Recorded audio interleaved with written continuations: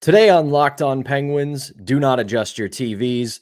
The Penguins are on a 3-game winning streak, and it was powered by exactly the people you thought would power that win streak. Tristan Jarry with another big-time start, and we'll get you ready for Penguins and Devils this weekend. Stick with us. We're going to talk about all of it right now.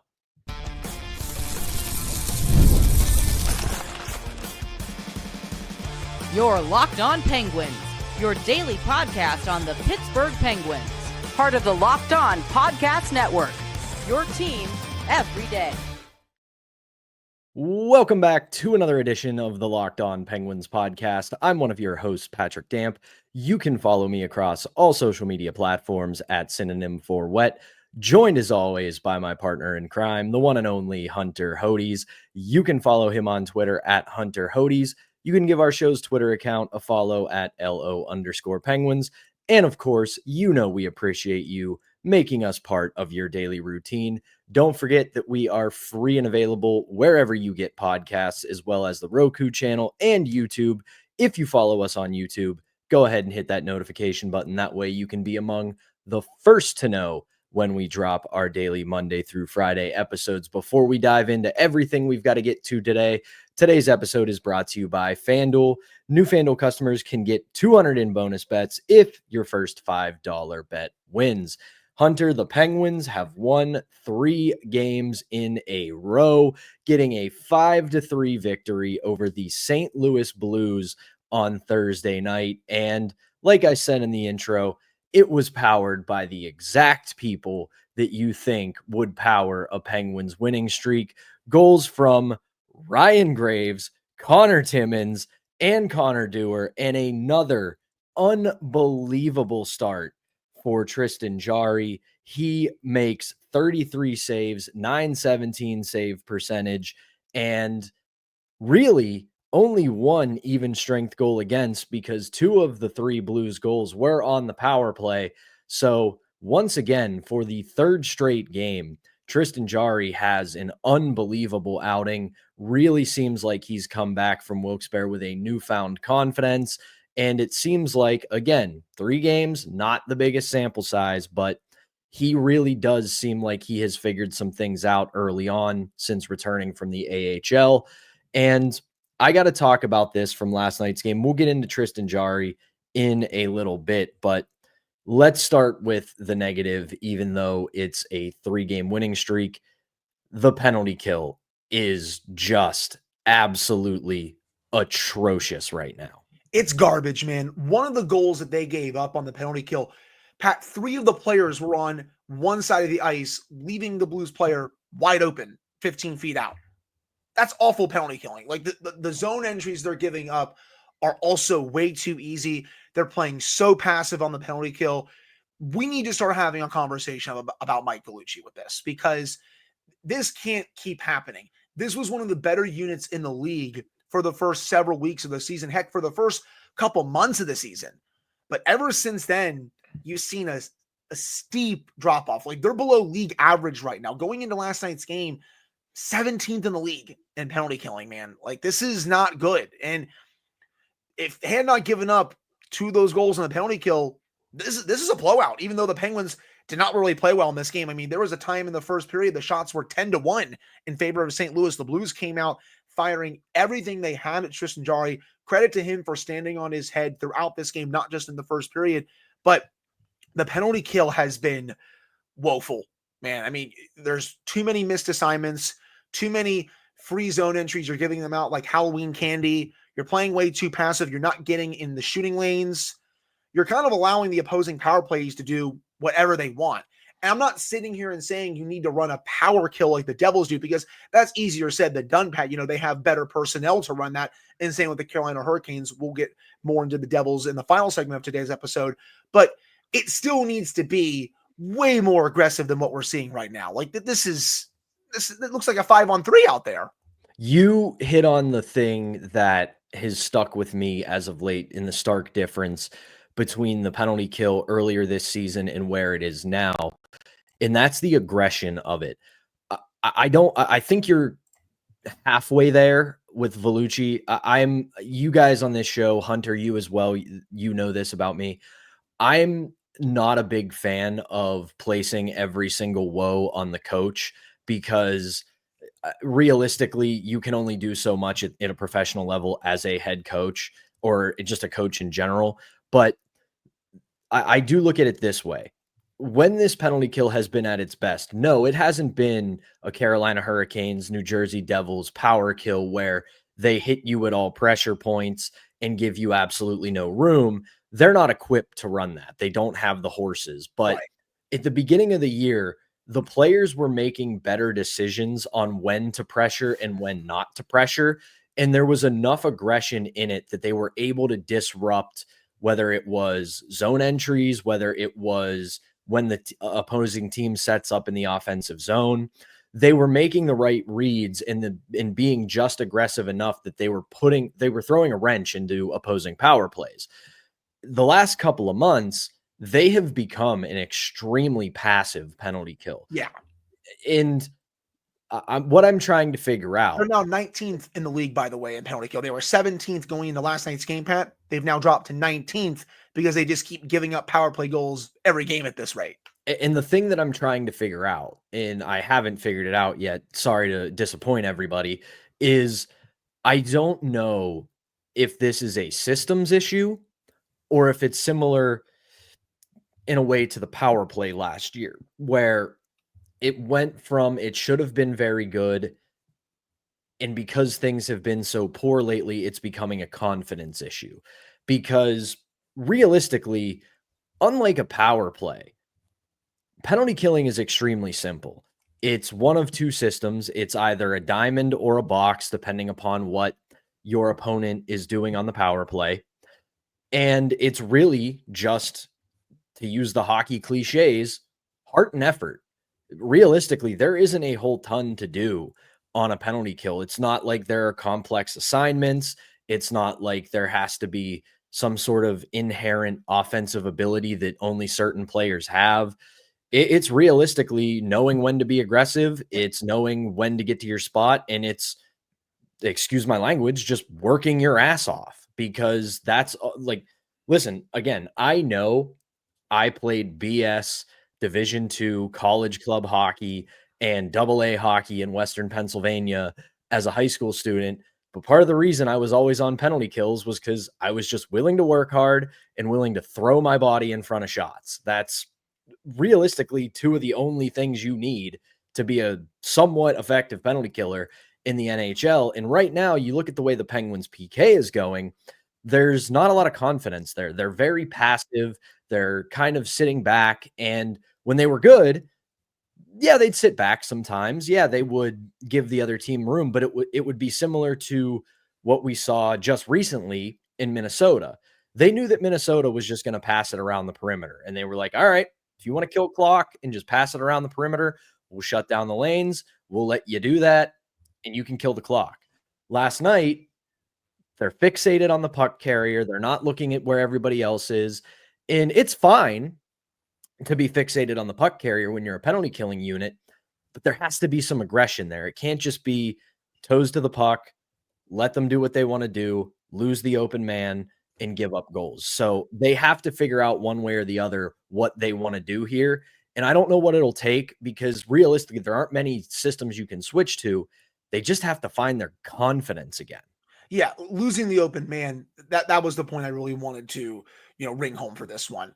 On the first one, especially, Pat, when it was 2-0 in the second period, again, three players are on one side of the ice. Penguins lose the open guy coming down. Boom, fires a one-timer in the back of the net. Tristan Jarry has no chance there because his penalty killers aren't helping him out. Like, they were leaving him out to dry with that chance. You have to do a better job with stuff like that. But again, man, I think the confidence is definitely a big thing, but also getting the right personnel. I think the Penguins coaching staff thinks some of their kind of meh players are like their best penalty killers. They're not. They're not. Like, look at the numbers, people. Like someone like Noah Chari, Pat. He plays on the PK quite a bit. I get their logic with it, but he's not good on the penalty kill, man. Like, he blocks some shots, but he's just too slow of a skater. Like, and with where the league is going, you need to replace players like that on penalty kill that can fully skate. And I just think someone like a Chari, like Nieto was getting a lot of penalty killing time as well before, he got waived, he got sent down to Wilkes-Barre. And when both of them were out there, it was honestly, you can make an argument it was even worse because like 2 of your 4 penalty killers are players who are not good at 5-on-5. You don't need pure PK specialists. Like you just need players that, as you said, they work their butt off. I mean, they're good at 5-on-5 and they're also quick. Like you see great penalty kills again, like Carolina, like New Jersey. They have speed for days out there with players that can kill penalties. Penguins have to find something like that, I think. They really do. But listen, it's Friday, and it's definitely a feel-good Friday because the Penguins are on a 3-game winning streak. Now that we have gotten the negative out of the way, our long national nightmare is over, my friends. Ryan Graves has scored a goal. Pat, take it away. He sure did. Ryan Graves gets his first goal of the season. We will talk about the Ryan Graves goal, Tristan Jarry's performance, and like I said, it's Friday. It's a feel-good Friday. We got the negative out of the way. Let's get the good vibes back in here, and we will do that when we return to talk more about the Penguins' 5-3 victory and their third in a row over the St. Louis Blues. But first, we've got to tell you about a couple of sponsors, starting with Trade Coffee. If you're like me, your mornings have to start with a good cup of coffee. Here's one right now while I'm recording this show, but I got tired of settling for grocery store brands that just weren't cutting it. That's why I turned to Trade, and let me tell you, this coffee is next level. It's absolutely phenomenal, and Trade is the #1 coffee marketplace in the United States, bringing you fresh coffee from over 50 of the country's top roasters. Their experts have taste tested thousands of coffees, curating over 450 amazing roasts. And whether you're new to coffee, know exactly what you want, or you're looking to find something new, they'll handpick the perfect match for you. And here's one of the best parts, people. There's no pressure here. If you don't love your first bag, no worries. Trade will replace it for you for free until they get it just right. And right now, Trade is exclusively offering our listeners 40% off your first order at drinktrade.com/lockedonnhl. That's drinktrade, TRADE.com/lockedonnhl for 40% off your first offer. One more time, that's drinktrade.com/lockedonnhl. And we're not done. We've got one more sponsor to talk about, and that is FanDuel. March Madness is here, and FanDuel is giving you the chance to get in on the action like never before. Right now, new customers can get $200 in bonus bets when your first $5 bet wins. That's 200 extra bucks to use on everything from buzzer beaters to Cinderella stories, and even who will be cutting down the nets. My favorite thing is I've got an eye on a couple underdogs. I love this time of year, March Madness. Not a big hoops guy, but like bees to honey, man, March Madness, I absolutely love it. So FanDuel is making it easy to back them with spreads, totals, and game props. So go ahead and visit FanDuel.com and get in on the college hoops action all tournament long. That's FanDuel, America's #1 sportsbook. It's a feel-good Friday here on the Locked On Penguins podcast. I'm Patrick Damp alongside Hunter Hodes, and we got the negative out of the way. We talked about the PK, how it went all of 0 for 2 last night in the Penguins' victory. So now let's get into the positive. Hunter, you said it quickly before we went to break. Ladies and gentlemen, the long national nightmare has officially come to an end. Ryan Graves, future Norris Trophy winner, with his first goal of the season. And I got to be honest, I watched that goal like 10 times to be like, this had to hit something, right? Like this had to hit a stick. There had to be a screen. No, he just decided to go ahead and snipe from like right inside the blue line. So awesome goal for Ryan Graves. Then, along with Ryan Graves, the two Connors get their first goals as Pittsburgh Penguins. Connor Timmins gets his first to make it 2-0 Penguins after Zach Beauduc scores to make it 2-1 in the second. Not long after, Connor Dewar gets both his first goal as a Penguin and his first goal of the season to give the Penguins a 2-goal lead. And I mean, I really liked the Penguins' effort in this one. I know that the first period wasn't all that great, and the shot story kind of tells you maybe they got dominated, but it was another game to me. And I know I'm going to get tomatoes thrown at me and, oh, you're being a homer. You're saying your favorite team did good because they won. it was another game where the first period, it was the Carolina Corsies again. Now, the difference between what happened against Vegas and what happened against St. Louis is St. Louis found the net on a lot of their shots. Vegas, on the other hand, was just firing from everywhere, missing the net, getting shots blocked, getting a few on the net. St. Louis last night was actually picking good spots to shoot from. At one point in the second period, St. Louis had 70 shot attempts, which is just absolutely bonkers. But overall, Penguins, like we always say, Hunter, this team may not be very good, but man, they battle. They battle, they don't quit, and they have a lot of heart, at least in most of the games this season. Yeah, we've come on here, we've kind of questioned if they've had heart, or we've questioned their effort level in at least a few games, because it looks like in those select games, Pat, that they've quit. But in a lot of these other games, especially this week, where they haven't really been close to their A game, they've still shown a lot of guts. They've shown the heart. They've shown that effort.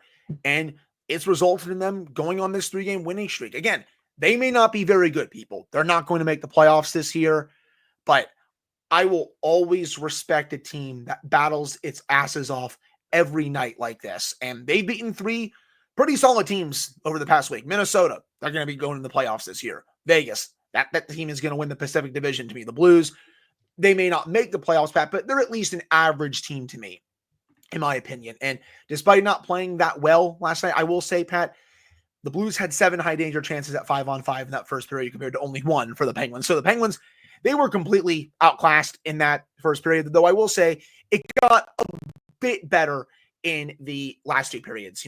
High danger chances at 5-on-5, only 5-4 in favor of the Blues. So yeah, the Penguins picked up their play in the final 2 periods, but again, without Tristan Jarry, they would have been trailing pretty badly going into the second period. And speaking of Jarry, man, it amazes me that he looks like prime LeBron James right now. I put a meme out on my socials last night, both on Twitter and on Blue Sky, of like literally just him when the stakes aren't that high, he turns into prime LeBron James. And some of the saves that he's making, again, I'm like, man, where was this at the beginning of the season? Where was this during the midway point of the season? He has saved 4.99 goals above expected over his last 3 starts. You want to round that up to 5? That's all fine and dandy. So basically, Pat, 5 goals saved above expected at 5-on-5 in his last 3 starts. It's crazy how well he's playing right now. He's going to get the start on Saturday, rightfully so. I mean, if he keeps playing like this, I'm not sure when Nedeljkovic is going to get his next start at this rate, but it is at least nice seeing this level come out, even though, again, it would have been really nice to see this at the beginning of the year. As to your point about Connor Dewar and Connor Timmins, Dewar's game, he's feisty to me. He had a really, obviously, that nice play on that goal, but the big play that led to that goal was the breakout pass from Erik Karlsson. Beautiful stuff from his own zone. That stretch pass was nasty. Blake Lizotte gets it, fires a beautiful cross-ice pass to Connor Dewar, makes no mistake with the tap in. But even outside of getting that goal, I just like how feisty he is. He plays with an edge. He forechecks well.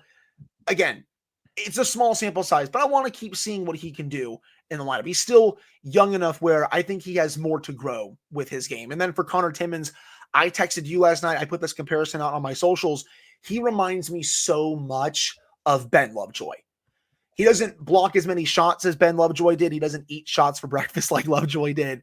But the word I keep going back to for him is steady. That's what Connor Timmins is. He's so steady as a player. He makes all the right reads. His gap control is really solid. He doesn't overly pinch in the offensive zone. He knows when to pull back. He had that really nice release on the goal last night. Everything about his game is really fun. And as we've said on the show, the best thing about being a bottom pairing defenseman is if I don't notice you that much, but I'm sure noticing him quite a bit right now in a very good way. And keep feeding him these minutes, man. Like, he's been a lot of fun to watch. I think the Penguins might have something in him, at least to start right now. That's a great comparison because it's very similar. Ben Lovejoy was always steady. Yeah, he was, like you said, much more of a shot blocker. Yeah. But I also want to put this point out there. You're right. And I'm glad I have converted you into this church of belief of the best bottom pairing defensemen are ones that you don't notice, but at the end of the year, you go, you know what? He was pretty solid. The thing we got to keep in mind is he's got the new guy shine on him. So we're watching for him. But if he's somebody that sticks around with the organization for a year or two, it does feel like his trajectory is a guy that we're just going to steadily see on the third pairing. He's going to play very responsible minutes. He's not going to make a ton of egregious mistakes. He's not going to blow you away, but you know what you're going to get out of him night in, night out. And that is going to be just solid, responsible defensive play. And God, do we know that that is something that the Pittsburgh Penguins just have always, throughout their history, needed. There's always needed to be one defenseman who, they're not flashy, they're not overly physical, they're not doing anything crazy. They're just steady. They're just there to provide that level. And it looks like he's on his way to doing that. One last thing I wanted to mention, I was hoping you would bring it up, but you didn't. And I can't let this game's recap pass without this. If you go to Money Puck's famous deserve to win a meter for last night's game, it has the Blues at 87.9% deserve to win. And I did it yesterday. I'm going to do it again today. I'm fighting the numbers because if you let Ryan Graves, Connor Timmins, and Connor Dewar score, your deserve to winner meter is at 0%. Hey, that's fair. That's a totally fair point. Even though the Blues played well, if you let Ryan Graves score, you deserve to lose with the way that he has played for basically his entire Penguins tenure at this point. Though, again, really nice seeing him get that goal last night. One last thing I want to bring up, actually two. Congratulations to Rickard Rakell, another 30-goal season. Awesome stuff from him. What a bounce back. And Sidney Crosby, 8 points away from the point-per-game record. And assuming nothing happens with injuries, God forbid, he is going to get it down the stretch here, I think. As our friend Rob Rossi said, I didn't read the full article. My apologies, Rob, but the headline was perfect. Sidney Crosby is chasing a Wayne Gretzky record as well. But that is going to do it for our second segment. When we come back, we have got the annual St. Patrick's Day weekend game. This year, the Penguins welcome in the New Jersey Devils. Hunter and I will get you set for that game when we come back. But before we do that, we've got to tell you about today's last sponsor, and that is Monarch Money. Have you ever checked your bank account and wondered, where did all of my money go? Between dining out, online shopping, and entertainment, it's very easy to lose track, and that is where Monarch Money comes in. It's your personal CFO giving you full visibility and control over your finances. And Monarch Money isn't just a budgeting app, it's a complete financial command center. You can track all of your accounts, investments, and spending all in one place, so you stop managing your money and start building wealth. The biggest thing is the all-in-one convenience. Instead of juggling multiple banking apps, multiple investment apps, and everything else in between, it's your one-stop shop. Monarch Money helps you track your finances, track your spending, and it even helps you plan your long-term goals. So take control of your finances with Monarch Money. Use code LOCKEDONNHL at monarchmoney.com for 50% off your first year. That's monarchmoney.com, code LOCKEDONNHL for half off your first year. Welcome back. It's the Friday edition of Locked On Penguins, a 3-game winning streak edition of Locked On Penguins. I'm Patrick Damp alongside Hunter Hodes, and yes, we're excited over a 3-game winning streak because there's been a whole lot to really be excited about this year. But you know what? We're going to take the wins that we can get. So let's get into this. 3 o'clock on ABC this weekend at PPG Paints Arena.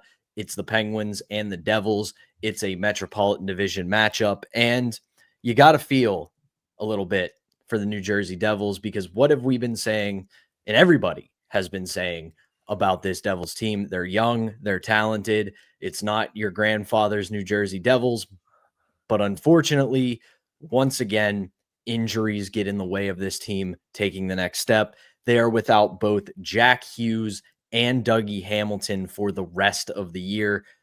Jack Hughes needs to get surgery. Dougie Hamilton is just out with what they're calling a lower body injury, but he's not going to return this season.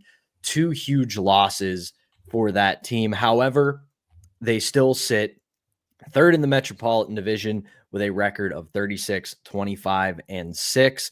And they are actually in the same place as the Penguins right now. They are in the middle of a 3-game win streak, beating the Philadelphia Flyers, Columbus Blue Jackets, and Edmonton Oilers. So they as well have beaten a couple of solid teams and put together a nice little easy winning streak here. So one of these teams is going to have to see their streak come to an end on Sunday. So, Hunter, I ask you this.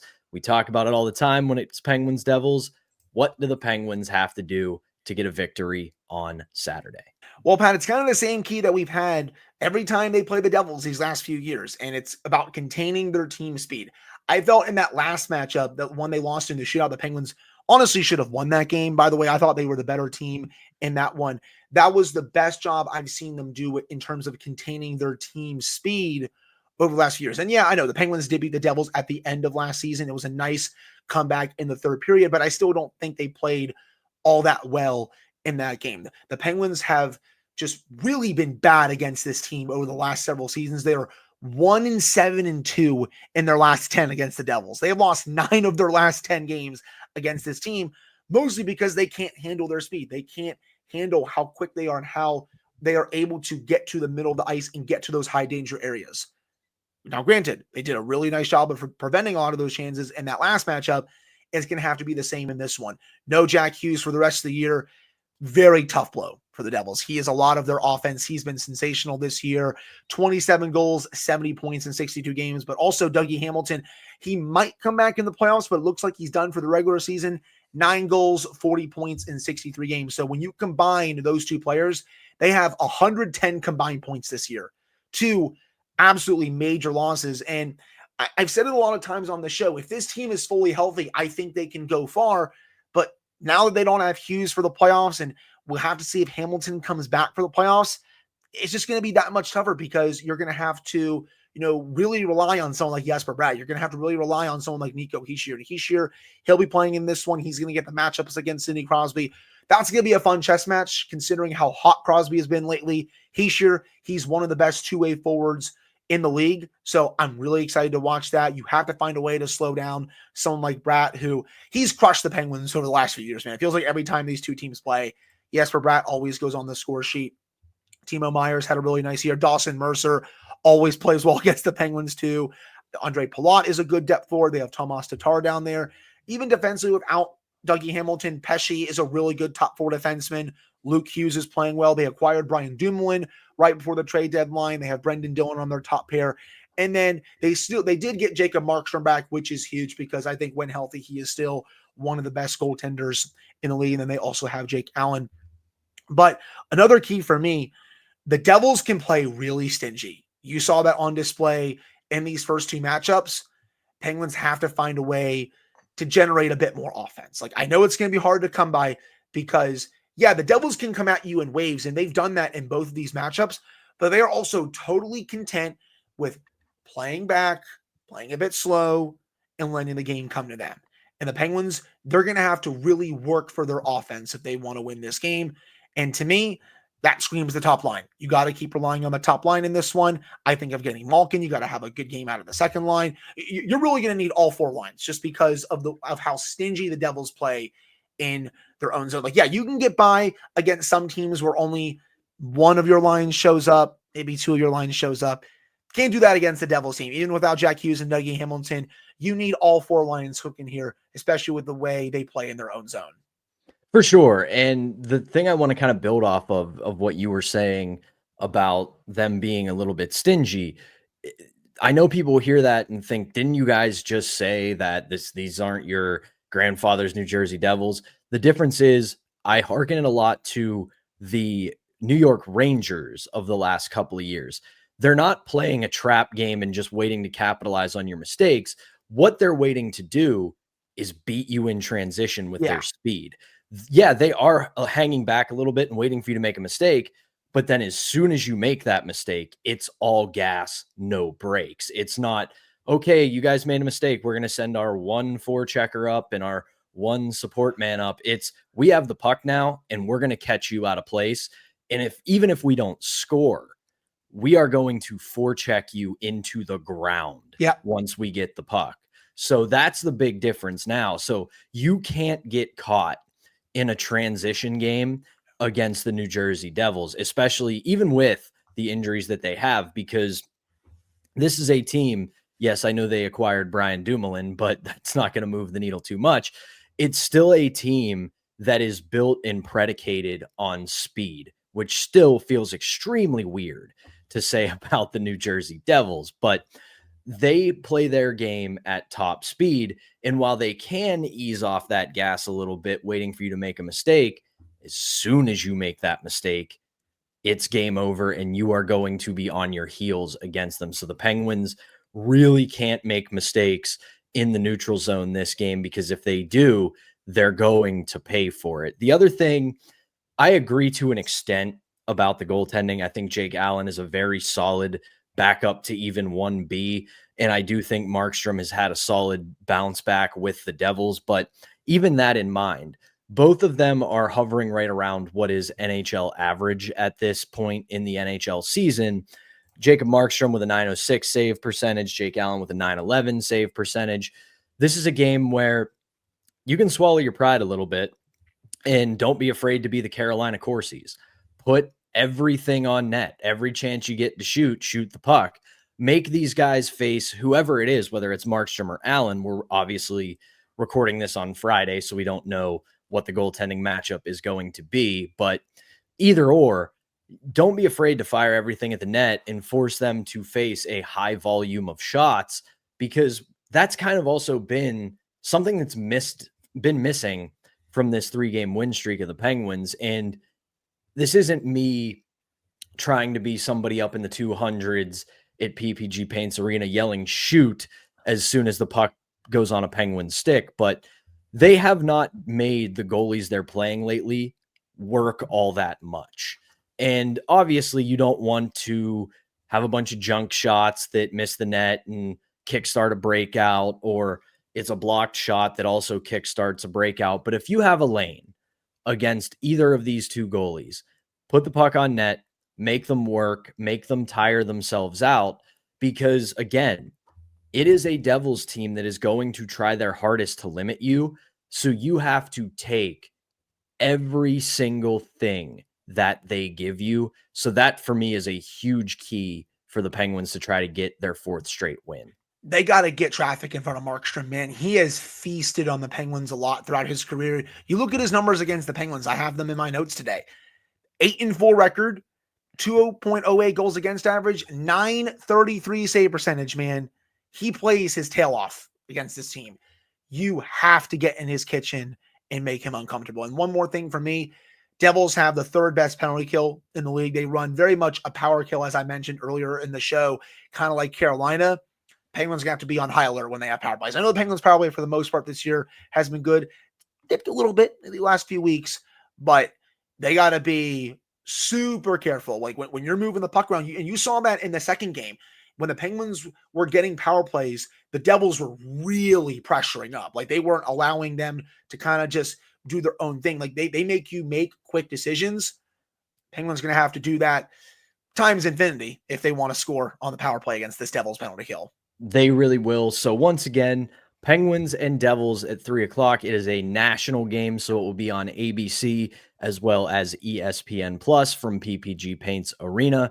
But that is going to do it for our Friday edition of Locked On Penguins. Hunter and I will be back on Monday to break down this game as well as get you ready for the week ahead. Hopefully we can get Jesse Marshall, but we know that life happens. We would love to have another Marshall Monday, but again, when you're a dad, life happens, things get in the way. We totally get that. But for now, for Hunter Hodes, I am Patrick Damp. Thank you as always for tuning in. Have a great weekend, everybody. Be safe on St. Patrick's Day, and we will be back on Monday.